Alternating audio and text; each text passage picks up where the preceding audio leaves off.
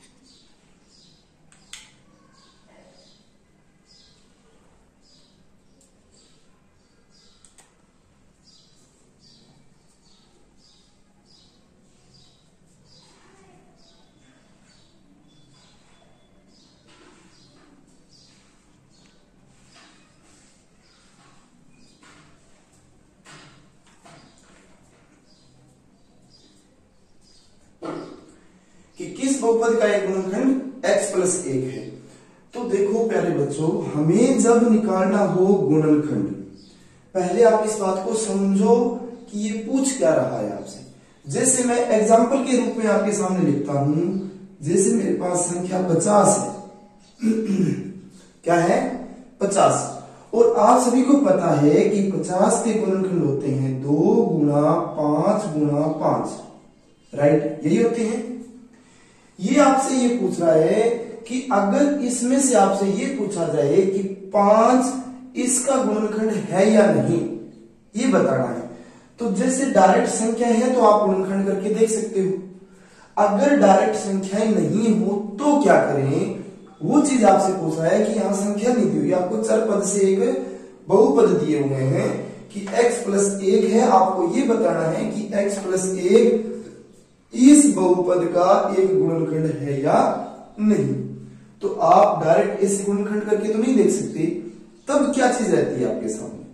तो देखो, अगर आप डायरेक्ट गुणनखंड करके नहीं देख सकते और आपसे पूछा जाए कि संख्या 50 है और 5 इसका गुणनखंड है या नहीं, तो आप 5 का उसमें भाग दे दो, 5 का उसमें भाग दे दो। भाग दे के देखो कितनी बार गया, 5 एकम 5, 0 बचा, ये 0 बचा, ये हमने यहां लगा दिया। कहने का मतलब कि 5 का भाग पूरा पूरा चला गया और शेष में क्या आ गया, 0 आ गया ना। अगर यहां पूछता आपसे कि 2 इसका गुणनखंड है या नहीं, तो 2 का भाग दे लेते, भागफल 25 आ जाता, शेष क्या आ जाता, 0 आ जाता। अगर यहां 50 की जगह आपके पास क्या होता, 51 होता। चलिए यहां 50 लिखता हूं, मैं 51 यहां लिख देता हूं कि 51 होता, और इसमें पूछ लेता कि 5 इसका गुणनखंड है या नहीं, या फिर पूछ लेता 2 इसका गुणनखंड है या नहीं, दोनों बातें पूछ लेता आपसे। तो क्या करते, तो आपको पता है कि आपको भाग दे के देखना होता है। आपने भाग दिया 51 में 5 का, आपको पता है एक बार गया, 5 एकम 5 आया, यहां तो 0 बचा, हमने ऊपर से 0 उतारा, भाग गया नहीं गया। तो क्या किया, 0 उतार के उसके बाद देखा कि संख्या नहीं है, फिर हमने पॉइंट लगाया और पॉइंट लगा के हम 0 उतारेंगे। कहने का मतलब भाग पूरा पूरा नहीं जा रहा, आपके पास पॉइंट नहीं लगाए तो क्या बचेगा, एक शेषफल बच जाएगा, यहां बच जाएगा। तो देखो आप ध्यान से, जब हम जो संख्या आपसे पूछी जाए कि ये संख्या उस संख्या के गुणनखंड है या नहीं, तो सिर्फ इतना देखना होता है कि शेषफल क्या आएगा। अगर शेषफल 0 आ जाए, अगर क्या हो शेष फल शून्य आ जाए तो जिस संख्या से आप भाग दे रहे हो वह संख्या जिस संख्या में भाग दे रहे हो उसकी एक गुणनखंड होगी, अन्यथा उसकी गुणनखंड नहीं होगी। हमें शेष फल से मतलब है, हमें इससे क्या मतलब है, शेष फल से मतलब है। तो देखते हैं क्वेश्चन में कि हमें इसका शेषफल बचाना है। अगर इसका शेषफल शून्य बच जाए, अगर इसका शेषफल शून्य बच जाए तब तो x प्लस 1 इसका एक गुणनखंड है, अन्यथा गुणनखंड नहीं है।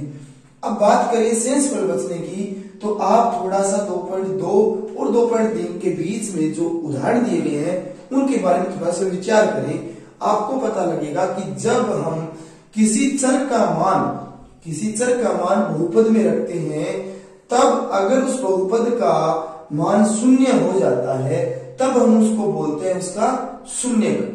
उस संख्या को जो चरपद का मान होती है ना, उसको बोलते हैं उस बहुपद का शून्यक। और शून्य का मतलब वही तो उसका शेषफल है, वही तो उसका शेषफल है। तब हम अगर यहां से चरपद का मान निकालें तो कैसे निकालेंगे? तो आपको ये पता है कि जब आपको चरपद का मान निकालना है या शून्यक जो आप लिखते हैं, जैसे हमने शून्यक लिखा कि 5, एक बार के लिए मान लिया कि 5 हमने जब इस बहुपद में रखा तो इस बहुपद का मान शून्य हो गया। इसका मतलब x बराबर जो 5 है वो इस बहुपद का शून्यक होगा। राइट है बात? बिल्कुल। जब ये शून्यक होगा तब हम इस शून्यक को अगर इधर लेके आए तो किस में आ जाएगा? ये आ जाएगा x माइनस 5 में बराबर क्या बचेगा? 0। अगर वो संख्या चरपद का मान उस बहुपद का शून्यक है तो उस मान को आप दूसरी दिशा में ले जाकर, बराबर के दूसरे भाग में ले जाकर उस बहुपद का गुणनखंड बना सकते हैं। और वही चीज आपको यहां बना के दी गई है। इसका मतलब आपको जो बना के दी गई है ना, वो है x प्लस 1। क्या बना के दी गई है? x plus 1। ये बराबर किसके होगा? 0 के होगा, क्योंकि जब गुणनखंड होगा तब वो किसके बराबर हो जाएगा? 0 के बराबर हो जाएगा। और जब 0 के बराबर हो जाएगा तो ये देखो इस रूप में हमने इसको लिखा था, उसी रूप में ये हमारी लिखी हुई है ना, लिखी हुई। तो जब हमने यहां इसका चरपद का मान 5 बनेगा तो इस चरपद का मान कितना बनेगा? इस चरपद का मान बनेगा -1 बनेगा ना। तो वही बात हमारी यहां है, हम लिखेंगे जब x प्लस 1 दिए गए बहुपद का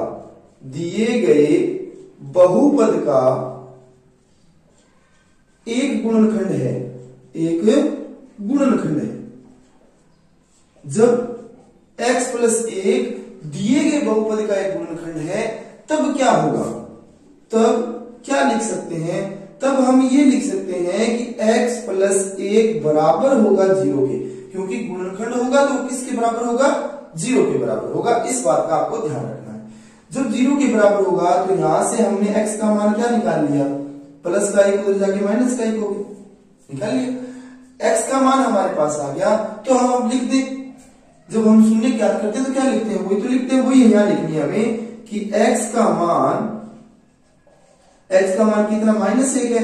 -1 दिए गए बहुपद में रखने पर, दिए गए बहुपद में रखने पर चलते चलते जो मेरे दोस्त, मेरे मित्र इस चैनल पर नए आए हैं, जो पहली बार इस चैनल की वीडियो देख रहे हैं, उन सबसे एक गुजारिश है कि चैनल को सब्सक्राइब कर लें।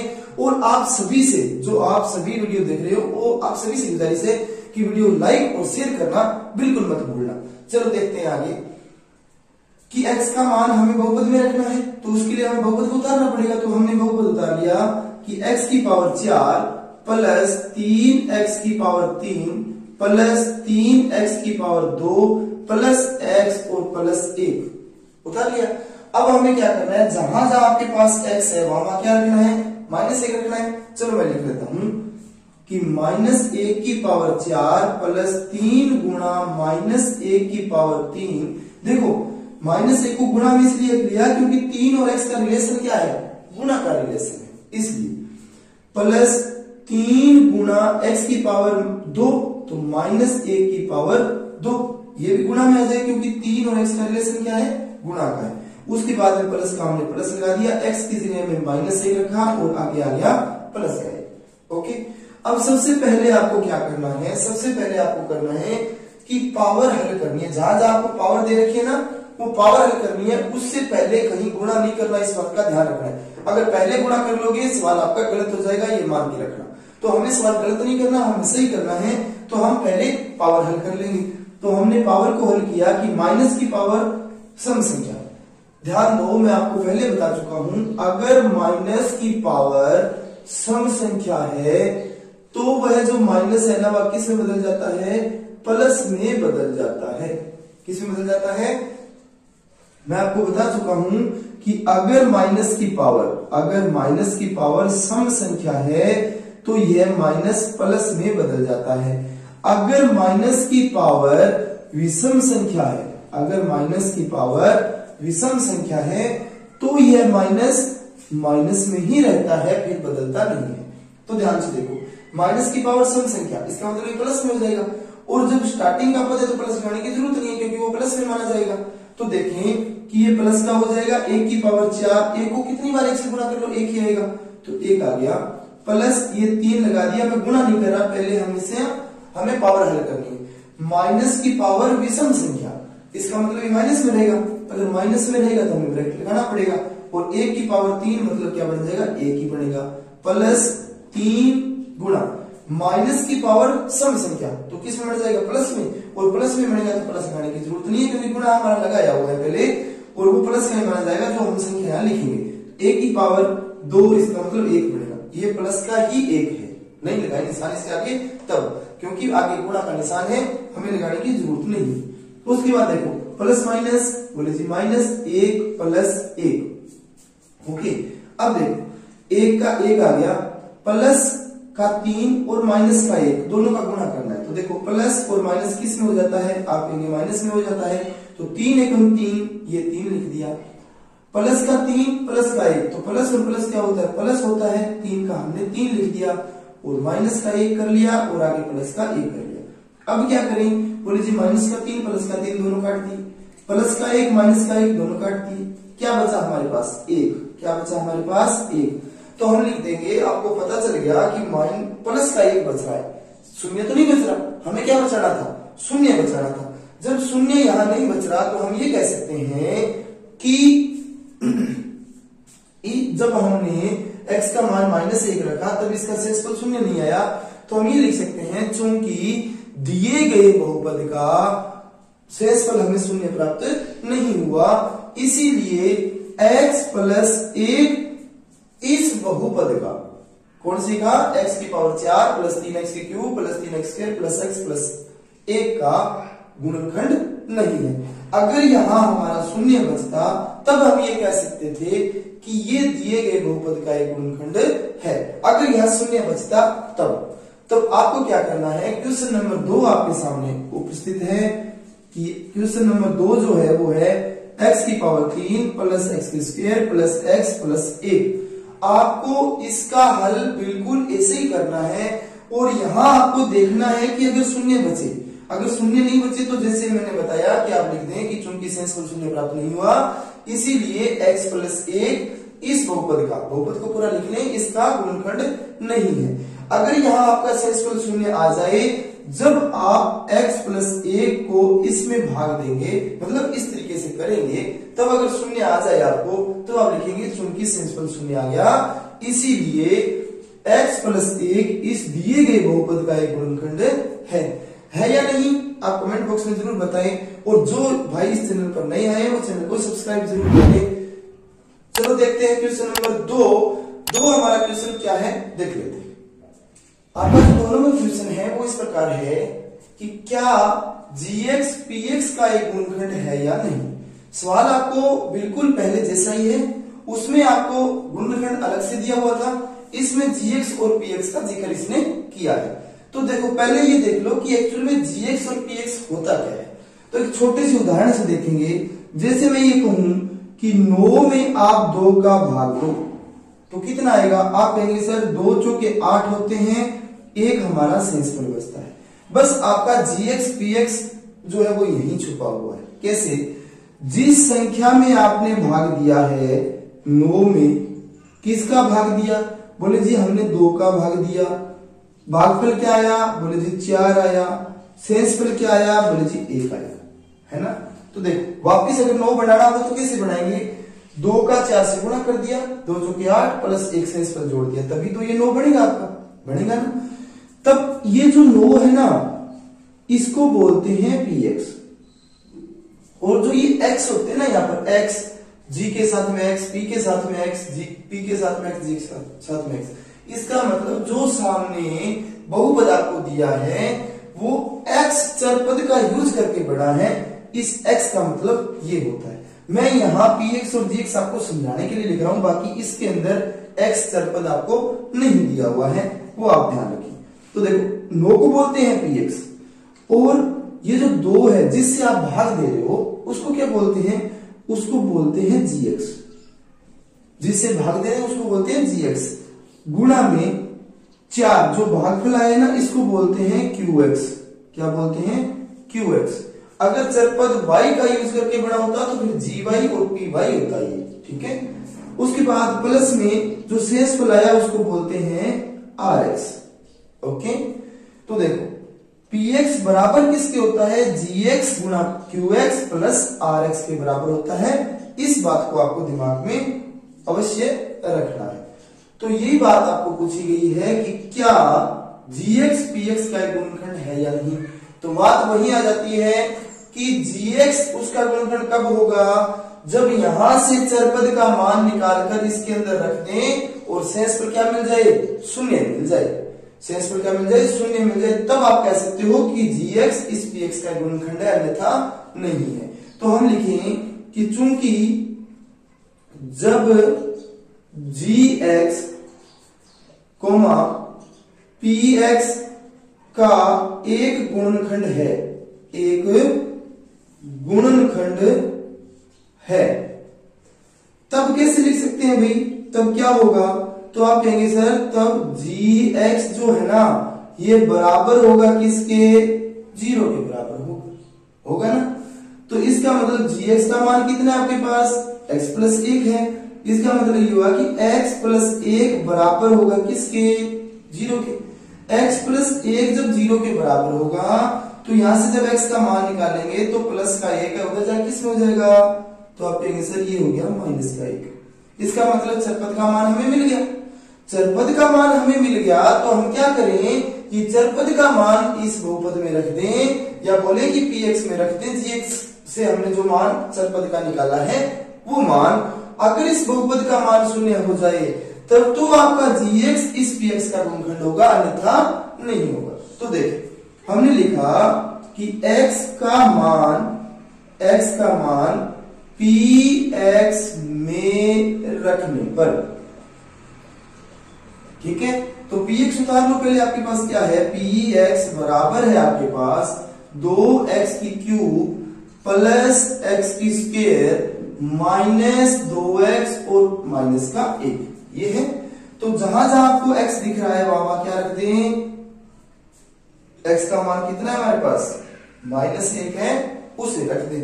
तो रख दो कि p -1 बराबर 2 गुणा -1 की क्यूब प्लस -1 की स्क्वायर माइनस 2 गुणा -1 और माइनस का 1। ध्यान से देखो 2 का हमने 2 लगाया, 2 और x का रिलेशन गुणा का है, हमने गुणा लगा दिया। x की जगह हमने -1 रखा और उसकी पावर 3 कर दी, प्लस x की जगह -1 रखा, पावर 2 कर दी, माइनस का माइनस उतार लिया। 2 और x का रिलेशन क्या था, गुणा का था, तो 2 गुणा x की जगह हमने -1 रखा और आगे -1 था वो हमने लगा दिया। ओके, तो देखो क्या बना, बोले जी p-1 बराबर बना। सबसे पहले आपको एक बात का ध्यान रखना है, पिछले क्वेश्चन में मैंने आपको बताया था आपको सबसे पहले पावर हल करनी है, गुणा नहीं करनी। अगर आपने गुणा कर लिया पहले और जो चरपद का मान है वो माइनस में है तो आपका सवाल 101% गलत हो जाएगा। तो आपको सवाल गलत नहीं करना, क्या करना है, सही करना है। तो सही करने के लिए क्या करें, पहले पावरें हल कर लें।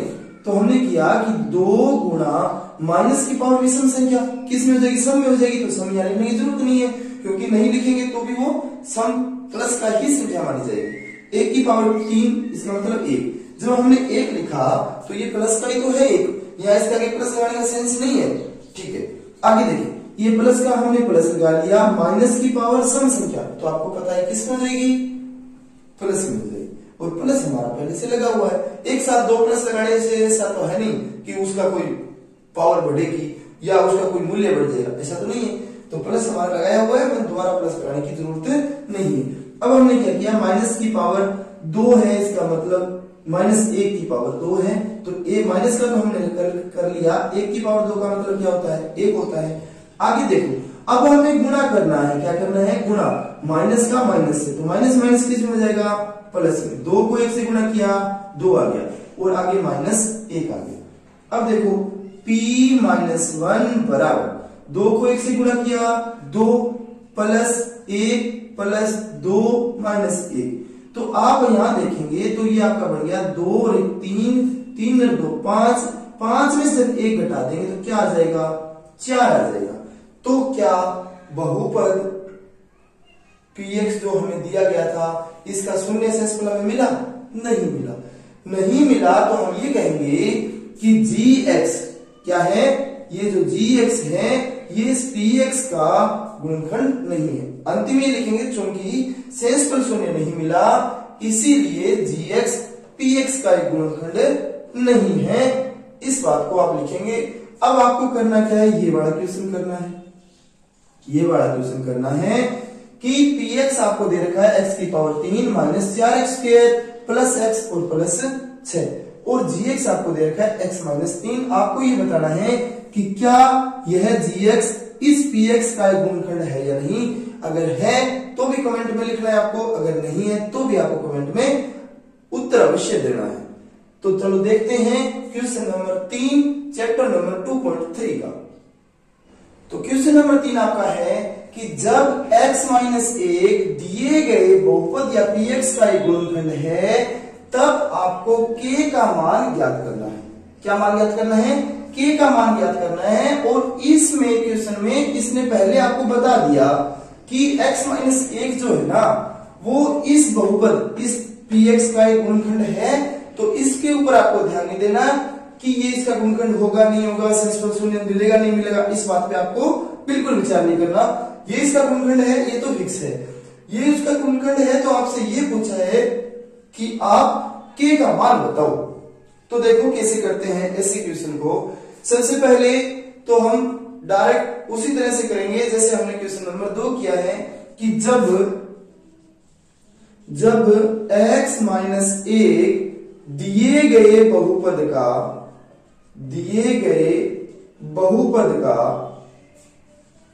एक गुणनखंड है,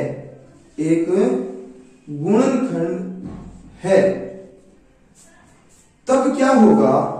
तो आप सही बताएंगे कि तब होगा x माइनस 1 बराबर किसके होगा, 0 के होगा। जब ये बराबर 0 के होगा तो यहां से x का मान कितना आ जाएगा, तो आप कहेंगे जी प्लस का 1 आ जाएगा, क्योंकि x का मान यहाँ क्या था, माइनस 1 था, और माइनस 1 जब इधर जाएगा तो x का मान क्या हो जाएगा, प्लस 1 हो जाएगा। तो लिख दो कि x का मान 1 जो आपके पास आया है उसे दिए गए बहुपद में रखने पर, उसे दिए गए बहुपद में रखने पर, ओके, उसे दिए गए बहुपद में रखने पर। अब बहुपद क्या दिया गया है उसको उतार लेते हैं। पहले बहुपद आपको दिया गया है px बराबर kx की स्क्वायर माइनस √ 2x और प्लस 1, ये दिया गया है। अब आपको पता है कि x की जगह आपको क्या रखना है, 1 रखना है, तो ये लो जी हमने 1 रख दिया कि p1 बराबर k गुणा 1 की स्क्वायर, क्योंकि ये गुणा हमने प्रैक्टिस से लगाया कि दोनों के बीच में रिलेशन किसका है, गुणा का है, इसलिए माइनस √ 2 गुणा में x की जगह क्या रखना है, 1 रखना है, प्लस 1। √ 2 और x का रिलेशन भी आपस में गुणा का है, इस बात का आपको ध्यान रखना है। तो देखो p1 बराबर क्या मिला, हमें मिला कि 1 की स्क्वायर क्या होती है, 1 होती है, और 1 को जब k से गुणा कर दे तो k का तो k ही रहेगा, क्योंकि 1 से गुणा करेंगे तो 1 ही k रहेगा ना, 2 k तो नहीं बढ़ेंगे, 1 k रहेगा।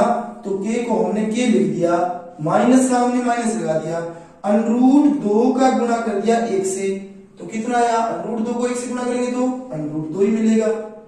उसके बाद प्लस का 1 था उसको हमने लिख दिया। अब देखो √2 में 1 नहीं जोड़ सकते क्योंकि ये √ की संख्या है, ये हमारा सिंपल संख्या है तो ये नहीं जुड़ेगी। 1 को इस चरपद में भी नहीं जोड़ सकते, नया √2 चरपद में से घटा सकते हैं क्योंकि चरपद में से डायरेक्ट संख्या कभी नहीं घटाई जाती। तो इसका मतलब इससे आगे इसको और हल नहीं कर सकते, ये हमें इस बहुपद का मान मिल गया। क्या मिल गया, इस बहुपद का मान। परंतु क्वेश्चन में हमसे पूछा है कि आपको इस k का मान बताना है। क्या करना है, इस k का मान बताना है। तो आप सब ये जानते भी हैं, अगर नहीं जानते तो आप सुन लो कि बहुपद में से अगर किसी भी चरपद का मान आपको निकालना हो तो उसको किसके बराबर रखते हैं, ध्यान दो।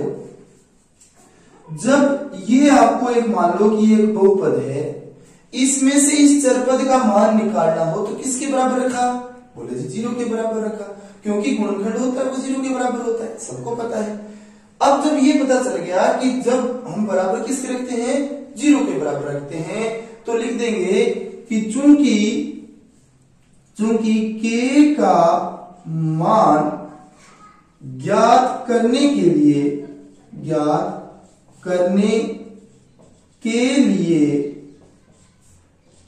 क्या होगा, तो ये होगा px बराबर किसके हो जाएगा, 0 के बराबर हो जाएगा। किसके बराबर हो जाएगा, 0 के बराबर हो जाएगा। तो देखो आप ध्यान से, ये px है, x की जगह हमने चरपद का मान रखा 1, इसका मतलब जब ये px था तो ये भी क्या था, हमारा px था ना। तो पहले इसको उतार लो कि ये आपको दिया गया है p1 आया है आपके पास, k माइनस √2 और प्लस 1, यही तो मिला था, यही मिला था, ये हमने उतार दिया। और आप ये सब जानते हैं कि ये p1 है, ये किसके बराबर है, px के बराबर है, तो लिख दो चूंकि p1 इक्वल है px के, है ना इक्वल। जब ये इसके इक्वल है तो आप क्या करें कि px के बराबर हमारा 0 है, px के बराबर क्या है, 0 है, तो इसको भी बराबर में लगा दो कि ये बराबर px जो है हमारा किसके बराबर है, 0 के बराबर है। इसका मतलब p1 भी किसके बराबर होगा, 0 के बराबर होगा। तो ये हमने इसकी जगह लिख दिया 0 बराबर में k माइनस √2 प्लस का 1।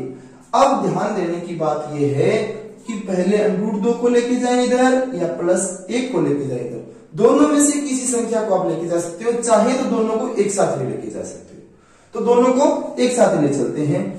माइनस का √2 इधर आके किस में हो जाएगा, प्लस में √2, तो 0 में जब प्लस √2 जोड़ेंगे तो √2 में कोई फर्क पड़ेगा क्या, कोई फर्क नहीं पड़ेगा।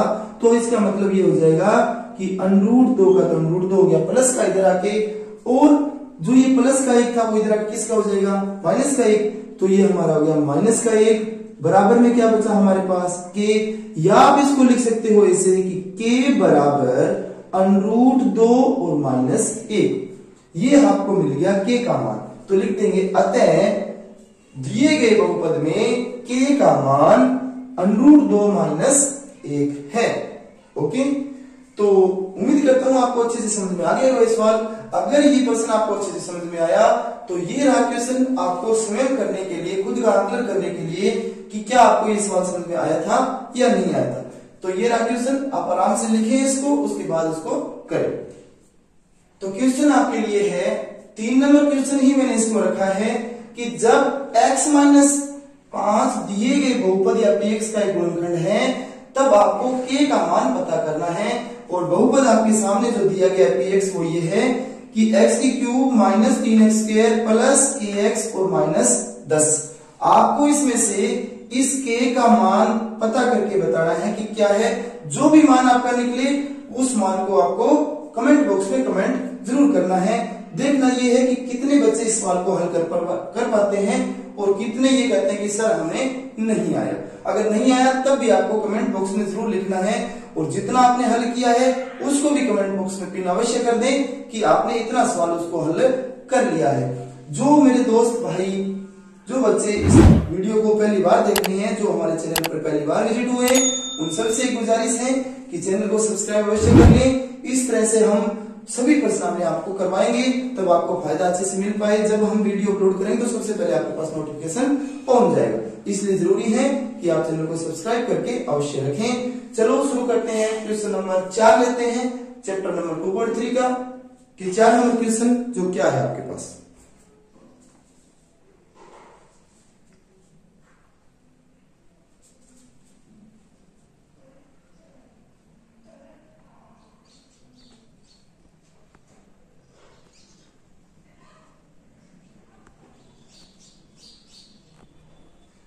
तो जो 4 नंबर क्वेश्चन है वो ये कहता है कि 6x² plus 5x minus 6। 4 number question में से हमने 3 नंबर क्वेश्चन लिया है। 4 नंबर में से हमने 3 नंबर क्वेश्चन को लिया है कि 6x² प्लस 5x माइनस 6 इसके गुणनखंड ज्ञात करो। तो देखो, इसके अलावा अगर 1, 2 और 4 जो क्वेश्चन है उसमें भी आपको अगर दिक्कत हो तो कमेंट बॉक्स में अवश्य जरूर बताना, ताकि हम उसके लिए अलग से एक वीडियो बना देंगे जिनमें उनको हल कर देंगे। अभी हमारा चैप्टर को समझना जरूरी है, इसलिए हमने लगभग हर क्वेश्चन से एक क्वेश्चन को उठाया है, ताकि आपको चैप्टर वो अच्छे से क्लियर हो जाए। तो देखो, जब हमें इसके गुणनखंड ज्ञात करने हैं तो बच्चों एक बात का ध्यान रखना है आपको कि सबसे पहले आपको ये देखनी है कि चर पद की पावर कितनी है। चर पद की पावर कितनी है, या बोले कि घात कितनी है चर पद की। अगर घात 2 है, अगर घात 2 है, तब आप उसका सॉल्यूशन मध्य पद को विभक्त करके कर सकते हो। मध्य पद को विभक्त करके कर सकते हो। अगर आपकी पावर 2 की जगह हो जाए 3, तो अब आप मध्य पद को विभक्त करके उसका हल नहीं निकाल सकते। 3 पावर के लिए हम अलग से बताएंगे आपको।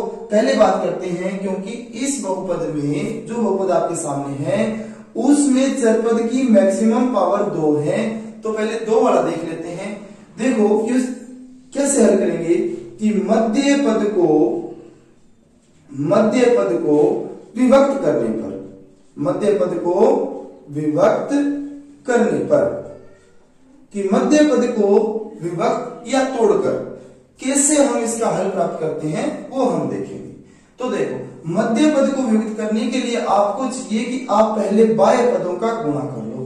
बाह्य पदों का गुणा कर लो। तो बाह्य पद आपके पास है 6x² गुणा कर दिया माइनस 6 से, क्या मिला? 6 को 6 से गुणा किया 36 प्लस माइनस माइनस कि माइनस 36x² आपको मिल गया ना। अब 36 के ऐसे 2 टुकड़े करो जिनको अगर गुणा करें तो माइनस 36x² आना चाहिए, और अगर जोड़ करें तो 5x आना चाहिए। क्या आना चाहिए? 5x प्लस का आना चाहिए। तो आप सभी जानते हैं, इतने होशियार आप हैं, इतना आपको नॉलेज है कि 36 के 2 टुकड़े गुरुजी 9 और 4 हो जाएंगे। क्या हो जाएंगे? 9 और 4। 9 और 4 36 हो जाएगा, और अगर 9 में से 4 को घटा दें तो 5 बच जाएगा ना। इसका मतलब प्लस का किसको ले, माइनस का किसको ले? प्लस की संख्या आपको वो लेनी है जो निशान आपको बचाना है, और यहाँ बड़ी संख्या होनी चाहिए। बड़ी होगी तभी तो प्लस वो उसका निशान आएगा। तो हमें किसका बनाना है? प्लस का बनाना है। इसका मतलब आपको 9 को प्लस का रखना है और 4 को माइनस का रखना है, कि प्लस में से आप माइनस घटा दोगे तो आपके पास प्लस का 5 है, बच जाएगा ना। अगर यहाँ आप 9 को माइनस ले लेते और 4 को प्लस ले लेते, फिर क्या हो जाता? उल्टा हो जाता। कैसे? यहाँ माइनस 5 बच जाता, क्योंकि माइनस का 9 होता, प्लस का 4 होता। तो 9 में से 4 घटाया 5 किसका आ जाता? माइनस का।